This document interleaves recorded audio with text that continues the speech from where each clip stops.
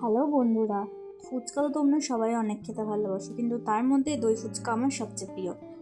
আর সে ঘরে তৈরি হলে তো কোনো কথাই হবে না। তাই আমি আজ সানডে স্ন্যাক্সে তোমাদের জন্য নিয়ে চলে এসেছি ইনস্ট্যান্ট দই ফুচকার রেসিপি। চলো দেখে নিই রেসিপিটা। প্রথমে আমরা কড়াইটাকে বসিয়ে দিব। বসিয়ে তার মধ্যে সামান্য তেল দিব। তেল দেওয়ার পর ইনস্ট্যান্ট ফুচকাগুলো তার মধ্যে দিয়ে ভালো করে নাড়তে থাকবো।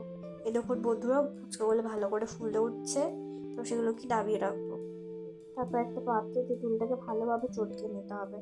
চটকে নেওয়ার পর সেই বীজগুলো আলাদা করে একটা বাটিতে সেটা আমরা ট্রান্সফার করলাম। তার মধ্যে 2 চামচ জল, 1 চামচ লঙ্কার গুঁড়ো, 1 চামচ লবণ, একটু ভাজা মশলার গুঁড়ো দেওয়া আছে। তার মধ্যে একটু চিনি দিলাম। এবার আলুগুলো ভালো করে ছুলে দেবো। ছুলে ভালো করে হাত দিয়ে সেটাকে চটকে দেবো। এরপর এর মধ্যে কাঁচা লঙ্কা, ধনেপাতা কুচি, লবণ, লঙ্কার গুঁড়ো, ভাজা মশলার গুঁড়ো আর একটু লেবুর রস দিয়ে ভালো করে মেখে দেবো।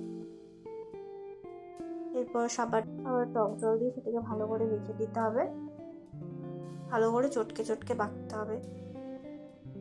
এরপর কয়েকটা ফুচকা ভেঙে তার মধ্যে ভালো করে মিশিয়ে দিলাম। এই যে বন্ধুরা, রেডি হয়ে গেছে। এরপর আমরা দইয়ের মধ্যে অল্প একটু বিট লবণ দিয়ে মিক্স করে নেব। এরপর ফুচকাগুলো ফাটিয়ে তার মধ্যে আলু মাখা ভরে দেবো। এক এক করে সব ফুচকা আলু মাখা ভরে নেব। তারপর ফুচকার উপরে দই, তারপর চাটনি, তারপর ঝুড়ি ভাজা দিয়ে সেটাকে আমরা সার্ভ করব। এই যে হয়ে গেল আমাদের দই ফুচকা। ভালো লাগলে অবশ্যই ভিডিওটা লাইক